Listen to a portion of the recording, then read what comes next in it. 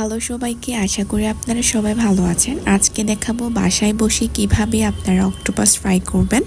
আমি এখানে আস্ত একটা অক্টোপাস নিয়ে নিলাম। অক্টোপাসটা আমি ভালোভাবে ধুয়ে পরিষ্কার করে নিয়েছি। এখন দিয়ে দিব রসুন বাটা, আদা বাটা, জিরার বাটা, সামান্য একটু হলুদ আর পরিমাণ মতো লবণ, মরিচের গুঁড়া, টমেটো সসও আমি এখানে দিয়ে দিচ্ছি। তারপর সামান্য একটু সয়া সস দিয়ে দেব আর আমি একটু লেবুর রসও দিয়ে দিলাম। তারপর আমি এটা হাত দিয়ে ভালো মতো ম্যারিনেট করে নিব।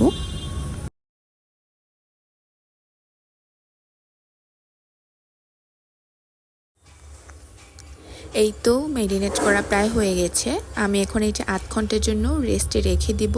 আর এদিকে আমি 3 চামচের মতো ময়দা নিয়ে নিলাম। সামান্য একটু মরিচের গুঁড়া দিয়ে একটু পানি দিয়ে আমি ময়দাতে ছড়াছড়া করে নিব।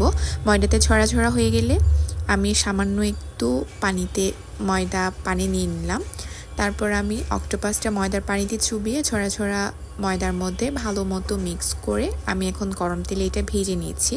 বাকি যে মশলাটা ছিল এটা আমি ছিটিয়ে দিলাম। এভাবে বাসায় বসে অক্টোপাস খেতে কিন্তু ভীষণ ভালো লাগে। আপনারা চাইলে এভাবে ট্রাই করতে পারেন। আমার অক্টোপাসটা প্রায় হয়ে এসেছে। আমি এখন এটা উল্টিয়ে দিচ্ছি। এই তো প্রায় অক্টোপাসটা হয়ে এসেছে। আমি এখন এটা উঠিয়ে নিব। তারপর আমি ডেকোরেশনের জন্য কিছু লেবু আর পেঁয়াজ কুচি দিয়ে দিলাম। আজকে ভিডিওটা এই পর্যন্তই। দেখা হচ্ছে পরবর্তী ভিডিওতে। Thanks for watching.